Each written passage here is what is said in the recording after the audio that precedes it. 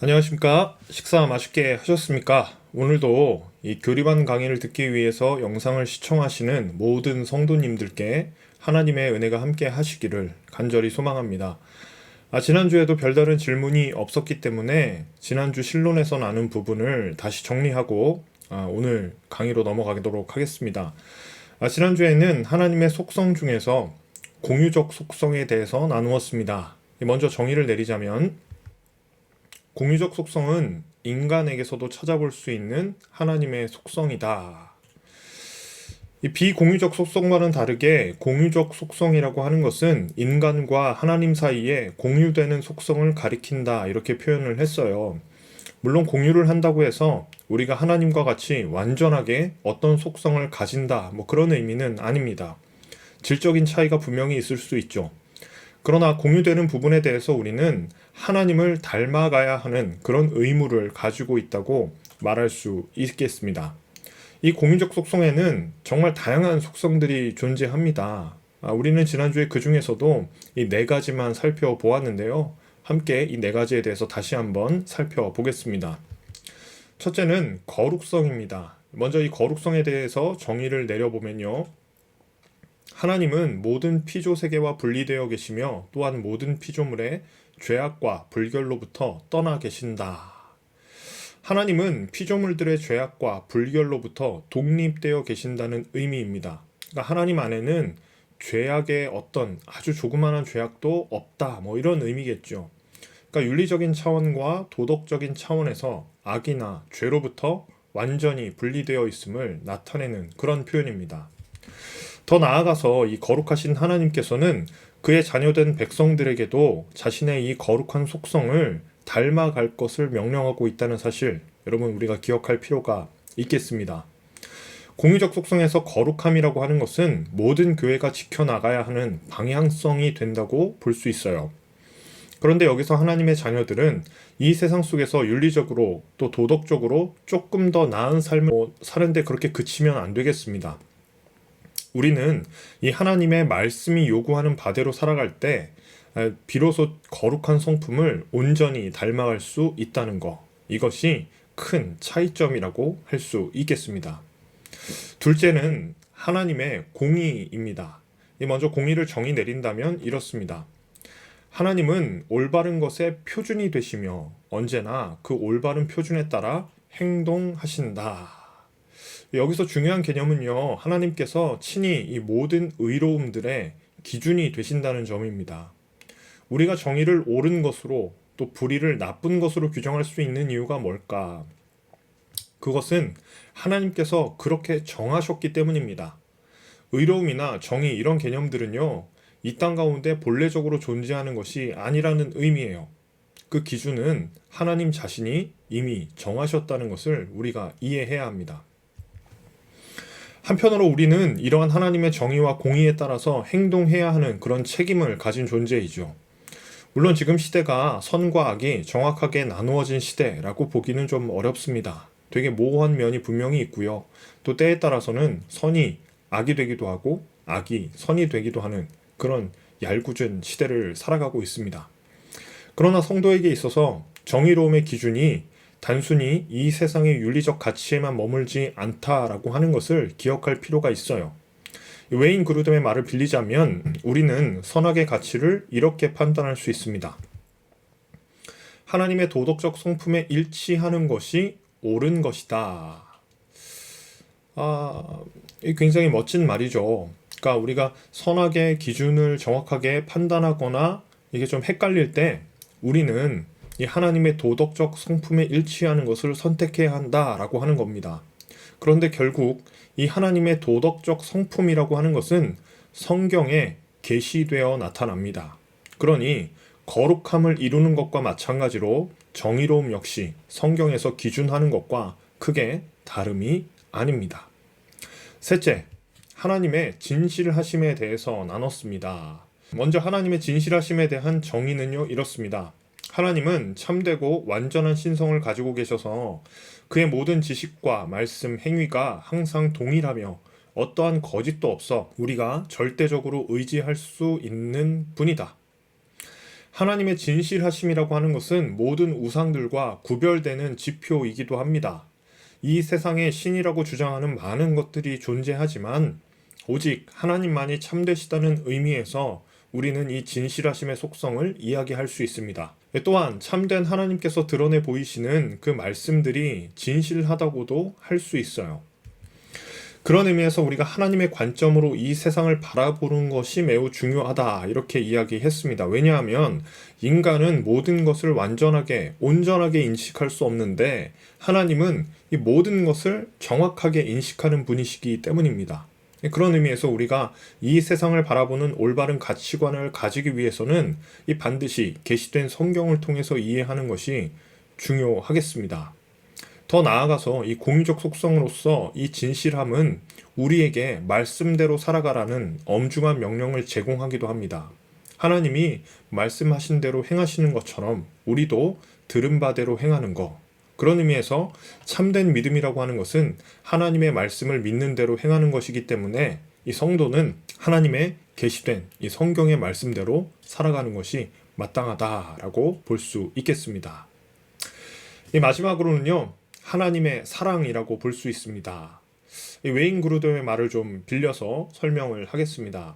이 하나님의 사랑이란 하나님께서 자신을 영원히 다른 이들에게 주신다는 것을 의미한다. 이 하나님의 사랑은 참 중요합니다. 하나님의 사랑은 자신을 내어주는 것으로 표현되었어요. 이것이 참 사랑의 표본이자 원형이라고 할 수 있습니다. 여러분, 갓 태어난 아기는 이 세상의 모든 만물 중에서 정말 연약한 존재입니다. 태어난 아기 스스로 걸을 수도 없고 밥을 구할 수도 또 먹을 수도 없는 그런 존재입니다. 그러니까 누군가의 돌보심이 없으면 살아갈 수 없는 존재이죠. 그런데 부모님은요, 그 아기를 위해서 헌신합니다. 자신을 모두 내어주고 그를 사랑으로 키웁니다. 마찬가지로 하나님은 자신을 내어주심으로 우리를 향한 하나님의 사랑을 드러내 보이셨습니다. 우리가 가장 잘 이해할 수 있는 하나님의 사랑은 곧 예수 그리스도의 십자가입니다. 하나님께서는 스스로 낮아지심으로 우리에 대한 하나님의 사랑을 확증하신 것입니다. 이 사랑의 원형을 따라서 성도는 이 사랑을 또한 본받게 되죠.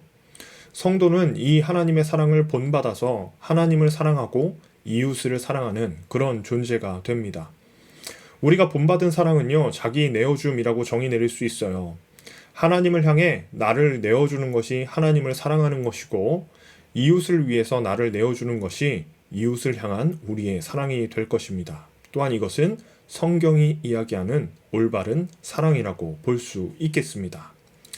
자, 우리는 지난주에 이 네 가지의 공유적 속성을 살펴보았습니다. 정의 내리면 거룩, 공의, 진실함, 사랑, 이 네 가지의 속성에 대해서 나눈 것입니다.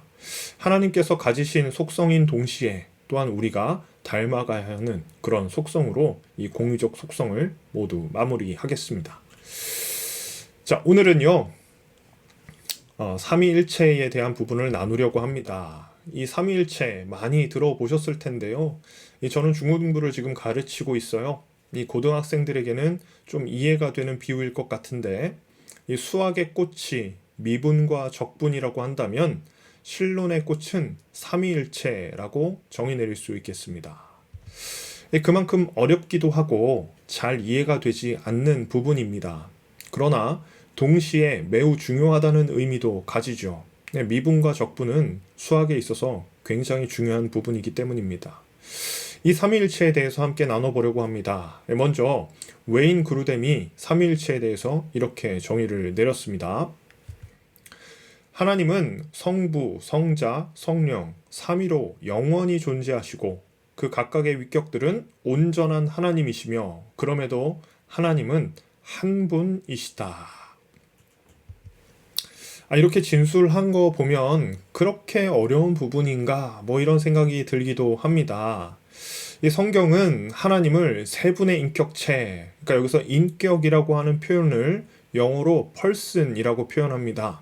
그렇다고 이것을 인격이라고 번역할 수는 없어요. 그런데 통상 우리는 이것을 이렇게 위격이라고 하는 신학적 용어로 표현합니다. 하나님의 신성을 담은 존재를 인간의 언어로 표현하는데 한계가 분명히 있다는 점을 먼저 전제해야 합니다. 어쨌든 우리가 이걸 펄슨이라고 이야기하지만 우리가 흔히 이야기하는 인격과는 다른 개념이고 그것을 우리는 위격이라고 부른다. 그래서 성경은 하나님을 세 분의 위격체라고 이해합니다. 어쨌든 우리가 잘 아는 것처럼 하나님께서는 이 삼위의 하나님으로 존재하십니다. 성부 하나님, 성자 예수님, 그리고 성령님 이렇게 볼 수 있죠. 그리고 이 세 분이 각각 온전히 하나님이시다는 것을 설명하는 동시에 이 세 분이 온전히 한 분이시다라고 하는 진술을 우리는 삼위일체라고 할 수 있겠습니다. 이것을 가장 쉽게 도식화하면 이렇게 설명할 수 있을 것 같아요. 간단하게 이야기하면 1 더하기 1 더하기 1인데 그 답이 1이다 라고 하는 진술입니다. 이게 너무 간단한 산수잖아요. 1과 1과 1을 더하면 우리의 이성 속에서는 당연히 3이라고 하는 숫자가 나와야 하는데 1과 1과 1을 다 합쳐도 그저 1이다 라고 하는 것은 우리의 이성 속에서 이해되지 않는다고 보는 것이 옳은 겁니다. 반대로 이야기하면 하나님의 존재 양식이 우리의 이성 속에서 이해가 됐다. 그러면 잘못된 겁니다. 흔히 이단이라고 이야기하죠. 여러분, 이런 철학적 논의는 오늘 밤을 다 새도 모두 하기가 어렵습니다. 이런 고루한 과정을 좀 차지하고 이제 본론으로 좀 들어가 보겠습니다. 그러니까 우리가 아까 설명했던 웨인그루뎀의 이 세 가지의 삼위일체적 진술에 대해서 각각 조금 설명을 해보겠습니다. 가장 먼저 삼위일체의 첫 번째 진술은요, 이 삼위적 하나님이 계신다라는 것에서 출발을 합니다. 삼위적 하나님에 대한 진술을 구약과 신약에서 좀 찾아서 함께 읽어보겠습니다. 먼저 구약에서 찾아보면요, 창세기 1장입니다. 하나님이 이르시되 우리의 형상을 따라 우리의 모양대로 우리가 사람을 만들고 그들로 바다의 물고기와 하늘의 새와 가축과 온 땅과 땅에 기는 모든 것을 다스리게 하자 하시고, 창세기 1장에는요 이 천지창조의 사건이 기록되어 있습니다. 그런데 이 구절을 읽어보면 하나님께서 나의 형상을 따라 나의 모양대로 사람을 만든다 이렇게 표현하지 않습니다. 우리의 형상을 따라서 우리의 모양대로 만들겠다고 선언하시지요. 물론 이 히브리어의 이런 복수적 표현을 가리켜서 장엄의 복수라고 표현하기도 하지만 실제적으로 구약 성경에 그러한 용법이 발견되지 않는다라고 하는 점에서 한계가 있습니다. 그렇기 때문에 많은 교부들을 위시해서 많은 신학자들이 주장해 온 것처럼 이 표현, 그러니까 이 복수적 표현이요, 삼위적 하나님에 대한 표현으로 보는 것은 타당합니다. 구약 성경 곳곳에서 이런 표현들이 등장하는데 제가 추가적으로 몇 개 더 읽어보겠습니다. 창세기 3장입니다. 여호와 하나님이 이르시되 보라, 이 사람이 선악을 아는 일에 우리 중 하나같이 되었으니 그가 그의 손을 들어 생명나무 열매도 따먹고 영생할까 하노라 하시고, 여기 보니까 우리 중 하나같이 라고 하는 표현에서 하나님이 또 복수 형태로 나타나시죠. 또 이어서 창세기 11장 보면요, 자, 우리가 내려가서 거기서 그들의 언어를 혼잡하게 하여 그들이 서로 알아듣지 못하게 하자 하시고, 이 바벨탑 사건에서도 하나님은 우리가 내려가자 이런 표현을 통해서 복수 형태로 자신을 소개하고 있음을 알 수 있습니다. 우리는 이 창세기의 말씀들을 통해서 하나님께서 복수 형태로 의논하시며 존재하신다는 사실을 분명히 알 수 있습니다. 물론 이 구약 성경에서 나타나는 복수 형태를 통해서 하나님이 두 분인가 혹은 세 분인가 이렇게 판단하기는 좀 어렵습니다. 복수는 통상 이 둘 이상이잖아요. 그래서 아마 이 부분은 분명 신약에서 신약 성경으로 가서야 조금 더 구체화될 수 있을 것 같습니다. 이어서 신약에서 삼위적 하나님에 대한 진술을 좀 찾아보겠습니다.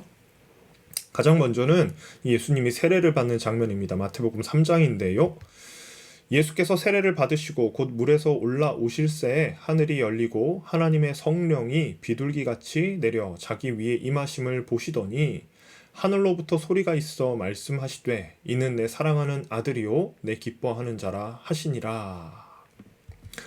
이 장면은 예수님께서 세례를 받으시는 장면입니다. 여러분, 이 사건을 주목해 보시면 삼위일체 하나님의 각 위격들이 세 가지의 구별된 행위를 하시는 거, 이거 우리가 볼 수 있죠. 이 성부 하나님은 말씀을 하십니다. 이는 내 기뻐하는 자라, 이렇게 말씀하셨죠. 성자 예수님은 세례를 받는 동시에 하나님의 말씀을 들었습니다.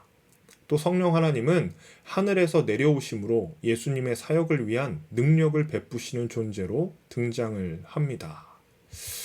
또 예수님의 지상 명령에서는요, 이런 말씀도 등장을 해요. 함께 읽어보죠. 마태복음 28장입니다. 그러므로 너희는 가서 모든 민족을 제자로 삼아 아버지와 아들과 성령의 이름으로 세례를 베풀어라. 여기서도 이 삼위적 하나님이 나타납니다. 여기서 아버지는 성부 하나님을, 아들은 성자 예수님을 나타내겠죠. 또 성령은 성령님을 나타내는 표지입니다. 이런 표현들은 구별된 하나님의 위격을 나타내는 것이라고 볼 수 있습니다. 그러니까 구약과 신약의 말씀을 통해서 우리가 알게 되는 사실 중에 하나는요, 이 하나님께서 구별된 위격적 존재로 계신다는 점을 알 수 있습니다. 구약에서는 둘 이상의 하나님임을 드러냈지만 신약에서는 그 둘 이상의 하나님이 모두 세 분의 위격적 존재라고 하는 것을 분명하게 알 수 있는 겁니다. 자, 그러면 다음 진술로 넘어가 보겠습니다. 삼위일체의 두 번째 진술은요, 이 각각의 위격들, 아까 살펴봤던 이 세 분의 하나님께서 각각 온전히 하나님이시다라고 하는 부분입니다. 쉽게 설명하면 삼위의 하나님이 각각 하나의 독립적인 하나님이시다라고 하는 의미예요. 그러니까 세 분이 하나가 돼서 하나의 신을 이루는 것이 아니라 각각, 그러니까 하나님, 성부 하나님은 성부 하나님으로 존재하시고, 성자 예수님은 성자 예수님으로 존재하시고, 성령님은 성령님으로 존재하신다라고 하는 것이 이제 이 진술의 의미겠습니다. 가장 먼저 성부 하나님에 대한 이제 진술들을 좀 살펴보겠습니다. 창세기 1장 1절은 이렇게 고백하죠. 태초에 하나님이 천지를 창조하시니라. 여기서 하나님은 성부 하나님을 가리킵니다. 즉 성경의 첫 구절부터 하나님의 하나님 되심이 온전히 선언되고 있어요. 또 신약에서 예수님께서 기도하시는 장면을 가만히 살펴봐도 이 성부 하나님의 하나님 되심이 온전히 드러나는 대목이라고 우리는 충분히 볼 수 있겠습니다. 둘째, 이 성자 예수님도 온전히 하나님이시죠. 요한복음의 말씀을 이어서 좀 읽어보겠습니다. 태초에 말씀이 계시니라. 이 말씀이 하나님과 함께 계셨으니 이 말씀은 곧 하나님이시라. 그가 태초에 하나님과 같이 계셨고 만물이 그로 말미암아 지은 바 되었으니 지은 것이 하나도 그가 없이는 된 것이 없느니라. 이 요한복음의 이 진술은요, 예수님에 대한 여러 가지를 좀 나타내고 있어요. 요한은 여기에서 예수님을 하나님과 함께하는 말씀으로 소개하고 있습니다. 이것은 태초부터 하나님과 함께한 예수님의 존재에 대한 언급이기도 하지요. 또한 요한은 이 말씀이 곧 하나님이심을 선언합니다. 즉 예수님은 하나님이시다라고 하는 것을 증거하고 있어요. 그러니까 만물이 그로 말미암아 지은 바 되었다라고 하는 말씀을 통해서 우리는 예수님께서 성부 하나님의 창조 사역의 어떤 결과물이 아니라, 그러니까 창조 사역을 함께 감당하셨다는 것을 알 수 있어요. 그러니까 성자 예수님이 성부 하나님이 지으신 피조물이 아니라는 얘기예요. 네. 그래서 우리가 이 전에 나왔던 구절을 다시 한번 보면요. 이 말씀은 곧 하나님이시라. 그가 태초에 하나님과 함께 계셨고 만물이 그로 말미암아 지은 바 되었다. 이렇게 표현하는 거예요. 그로 말미암아. 여기서 말하는 그는 예수님이겠죠. 그러니까 예수님은 하나님이 만드신 피조물이 아니고 하나님과 동등한 그런 하나님의 속성을 가지고 계신다라고 하는 것을 우리는 이해할 수 있습니다. 셋째로 성령님이 또한 온전히 하나님이십니다. 물론 성령님에 대한 성경의 진술이 그렇게 다양하지는 않습니다만은 가장 좀 빈약하죠. 그러나 성경의 말씀을 통해서 성령 하나님을 진술하는 것이 그렇게 어려운 일은 아닙니다. 성경 구절 우리 지상명령 다시 한번 보겠습니다. 그러므로 너희는 가서 모든 민족을 제자로 삼아 아버지와 아들과 성령의 이름으로 세례를 베풀어라. 여러분이 예수님의 지상명령을 유심히 살펴보면 성부 하나님과 성자 예수님 그리고 동등한 차원에서 성령님을 분류하고 있다는 것을 볼 수 있습니다. 요게 조금 잘 안 믿어지시면 예를 들어서 이 세 분의 하나님 중에 하나를 빼고 여러분 유명한 천사의 이름을 넣는다는 것을 우리가 과연 상상할 수 있을까요? 절대 없죠. 여러분 미카엘 천사 혹은 가브리엘 천사가 아무리 훌륭하고 권위가 있다고 하더라도 이 삼위의 하나님의 이름 안에 들어갈 수 있는 일은 결코 없을 겁니다. 그죠? 또 바울은 고린도 교회를 향한 편지에서도 이렇게 이야기했습니다. 너희는 너희가 하나님의 성전인 것과 하나님의 성령이 너희 안에 계시는 것을 알지 못하느냐. 성전의 독특성이라고 하는 것은 하나님께서 거주하시는 장소이기 때문에 독특하고 거룩한 겁니다. 그런데 바울은 바로 그 거룩한 장소에 하나님이신 성령께서 거하신다고 분명히 선언하고 있죠. 그렇다면 바울은 성령과 하나님이 이미 동등하다고 하는 그런 존재라고 하는 것을 상정하고 있고 전제하고 있다고 우리가 볼 수 있겠습니다. 이처럼 하나님은 삼위로 존재하실 뿐만 아니라 이 삼위의 하나님은 각각의 위격이요 독립적으로 온전한 하나님이심을 의미합니다. 여기까지 우리가 정리를 해보면 하나님은 삼위로 계십니다. 그리고 이 삼위의 하나님은 각각 완전한 하나님이십니다. 조금 더 자세히 설명한다면 권능과 영광에서 서로 동일하십니다. 그러니까 더 우위에 계신 존재가 없다. 뭐 이런 의미겠습니다. 여러분 이제 마지막 진술이 남아 있습니다. 이 사실 마지막 진술 때문에 우리 이제 이성의 쥐가 좀 나기 시작하는 겁니다. 삼위일체의 마지막 진술입니다. 삼위일체의 마지막 진술은요, 삼위로 계신 이 하나님께서 동시에 온전히 한 분이시다라고 하는 겁니다. 자, 이 부분이 이제 이성적으로 잘 이해되지 않는 지점이 됩니다. 이 부분을요, 웨인 그루뎀의 표현으로 읽어드리겠습니다. 삼위일체의 각기 다른 세 위격은 그 하시는 일의 목적과 생각하는 것에 있어서 하나이실 뿐만 아니라 본질에 있어서, 즉 본질적인 성품에 있어서도 하나이시다. 다시 말하자면 하나님은 유일하신 한 분이시다. 세 하나님이 계시는 것이 아니다. 오직 한 분 하나님이 계실 뿐이다. 한 분 하나님에 대한 강조적 표현입니다. 그러면 한 분 하나님에 대한 표현, 이 곧 성경 구절들을 좀 찾아서 읽어봐야겠습니다. 한 분 하나님에 대한 진술 중에서 가장 유명한 구절은 바로 신명기 6장입니다. 흔히 쉐마 이스라엘 이렇게 부르는 대목인데요. 6장 4절 말씀을 읽어보겠습니다. 이스라엘아 들으라, 우리 하나님 여호와는 오직 유일한 여호와시니. 또 이사야서의 말씀도 읽어보겠습니다. 나는 여호와라, 나 외에 다른 이가 없나니 나밖에 신이 없느니라. 너는 나를 알지 못하였을지라도 나는 내 띠를 동일 것이요 해 뜨는 곳에서든지 지는 곳에서든지 나밖에 다른 이가 없는 줄을 알게 하리라. 나는 여호와라, 다른 이가 없느니라. 네, 조금 더 살펴보면요, 신약에서 바울은 디모데에게 쓴 편지에서 이렇게 표현합니다. 하나님은 한 분이시요 또 하나님과 사람 사이의 중보자도 한 분이시니 곧 사람이신 그리스도 예수라. 이 바울은 하나님께서 분명히 한 분이심을 드러내죠. 이어서 야고보 사도 역시 이렇게 선언합니다. 내가 하나님은 한 분이신 줄을 믿느냐? 잘하는도다. 귀신들도 믿고 떠느니라. 야고보 사도도 역시 귀신들도 한 분 하나님을 믿고 떤다고 표현함으로써 당연히 한 분 하나님에 대한 신앙이 정상적임을 드러냅니다. 그러니까 이 모든 구절들은요, 한 분이신 하나님을 주장하고 있어요. 그러니까 세 위격으로 각각 존재하시는 그 하나님은 동시에 한 분으로 존재하신다는 거예요. 이 지점에서 우리의 이성이 마비되는 것은 사실입니다. 그래서 제가 좋아하는 한 목사님께서는요, 이 부분에 대해서 이렇게 말씀하셨어요.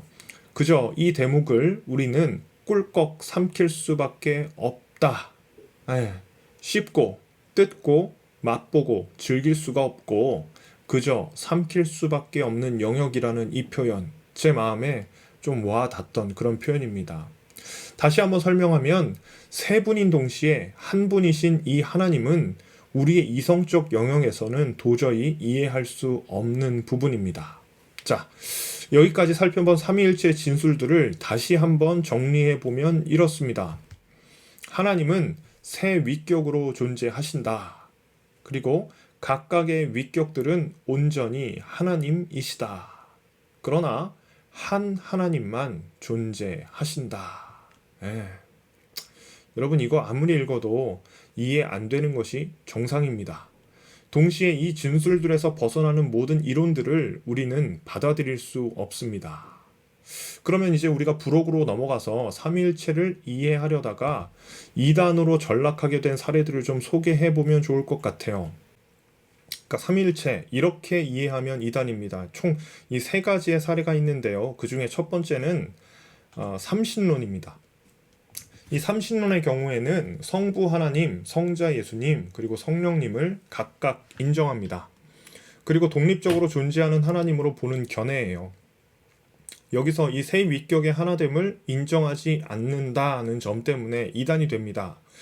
만일 우리가 섬기는 하나님께서 이렇게 세 분으로 존재하신다면 우리는 도대체 누구에게 기도를 해야 하는 겁니까? 성부 하나님께 기도를 해야 될까요? 아니면 성자 예수님, 그러니까 우리의 중보자이신 예수님께 기도를 해야 될까요? 아니면 우리의 보혜사이신 성령님께 기도를 해야 될까요? 아니면 기도할 때 이 세 분에게 각각 해야만 하는 것일까? 우리는 온전히 한 분 하나님을 섬기는 공동체입니다. 그래서 우리가 누구에게 기도하더라도 그 기도는 삼위의 하나님께로 전달이 되는 겁니다. 그런 의미에서 이 세 분의 하나님의 하나됨을 부정하는 이 삼신론의 경우는 이단이라고 할 수 있겠습니다. 두 번째는요, 이 종속론이라고 해요. 이 종속론이라고 하는 것은 성부와 성자와 성령의 관계가 위계가 있다고 보는 견해입니다. 조금은 그럴듯한 견해로 넘어가죠. 성부 하나님이 가장 크시고 성자 하나님을 조금 더 하등한 존재로 보는 것이라고 보면 좀 이해가 쉽습니다. 그런데 이것은 이렇게 이해하는 거, 이거 삼일체 진술에서 두 번째 진술에 어긋납니다. 세 분의 위격은 모두 영광과 권능에 있어서 동일하셔야 되는데 만일 이것이 거부되고 예수님이 하나님이 만드신 피조물이라고 한다면 우리에게는 아주 피할 수 없는 문제가 발생하게 돼요. 예를 들어서 예수님의 십자가 지심, 이 부분에 대해서 아주 심각한 오류가 발생하거든요. 그 예수님이 피조물, 그러니까 완전한 인간일 뿐이라고 한다면 예수님의 십자가 지심과 사람인 제가 십자가를 지는 것이 이렇게 크게 다르지 않겠죠. 그런 의미에서 니케아 신경은 이렇게 이야기합니다.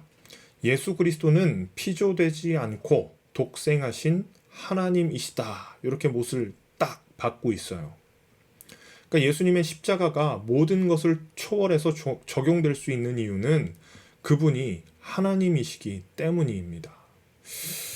마지막으로 이 양태론이 있어요. 이 양태론이 이 모든 세 가지의 이론 중에서 가장 그럴듯한 설명을 보여줍니다. 이 웨인 그루뎀의 표현으로 제가 좀 설명을 해보면요.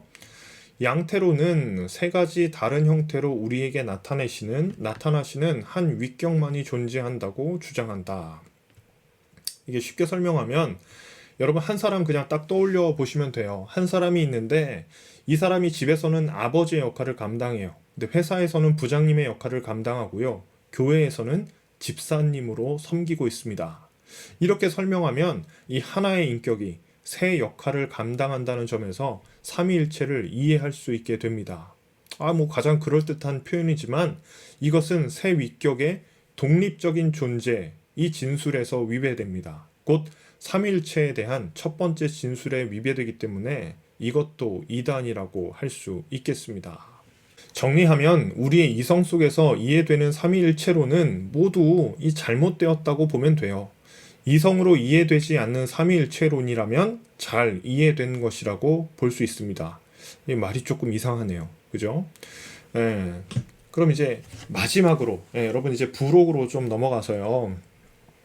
우리가 이 삼위일체에 대해서 완전히 이해할 수 없는 이유가 무엇일까요? 우리가 이 부분을 좀 살펴보고 이제 이 강의를 진짜 마무리를 좀 하겠습니다. 첫 번째 이유는요, 우리의 이성적인 한계 때문입니다. 이 신론을 들어가면서 우리는 하나님의 초월성에 대해서 여러 번 이야기했습니다. 하나님은 인간의 이성 너머에 계신 분이죠. 그래서 인간의 이성으로 모든 것을 다 알 수 있지 않다는 것은 당연한 일입니다. 물론 믿지 않는 사람들에게는 이 이해되지 않는, 그래서 불가해한 지점에서 신의 존재를 부정하게 되죠. 그런데 사실 신이라고 한다면, 신적 존재, 이 땅을 만든 어떤 존재라고 한다면요, 우리 인간의 이성 밖에라고 하는, 이성 밖에 있는 존재라는 점이 전혀 어색하지 않아요. 하나님은 인간보다 초월한 존재이기 때문에 우리의 이성 가운데 온전히 담을 수 없다. 그렇기 때문에 우리는 이 삼위일체의 존재 양식에 대해서 온전히 이해할 수 없는 겁니다. 둘째로는 우리가 가진 언어적인 한계 때문에 그렇습니다. 이 두 번째 이유를 든다면 첫 번째와 이렇게 좀 연결이 되겠지만, 우리가 표현할 수 있는 언어의 한계성 때문에 그래요. 예를 들어서 우리는 위격이라고 하는 표현을 사용했지만, 이것은 인간의 언어로 표현하기에는 한계성을 드러내고 있습니다.